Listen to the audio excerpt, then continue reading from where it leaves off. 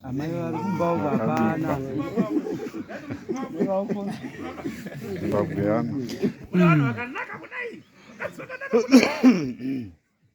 Haleluya.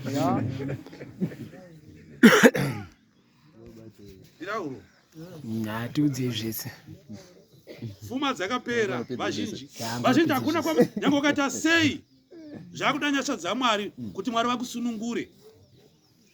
Haleluya.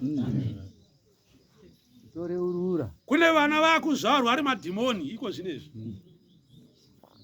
Vana chaivo. Ringe riri dhimoni. Kuna mwakabvo asakazwa ni 1 month here. Akazofa. Mukona zvinhu zvakuitika.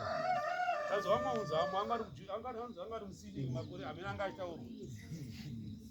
Bana zuvara mai vacha imuro. Mweya waRegioni. Ya. Ukatobata basa chaenzo tobata basa. Vanhu vakaita kiu pana nekuko. Vari kubata basa. Mwana ari musiri. Ameno kana pasina akatomboenda apo kuchungisa pana. Vanhu vakatobatsirwa. Kana vakabatsirwa konoziva kuti hai. Hakuna upenyu. Muri kuona kuti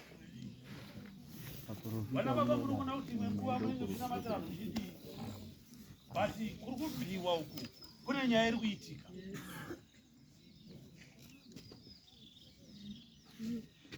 Rega nditaure, verenga nditaure baba. For inoti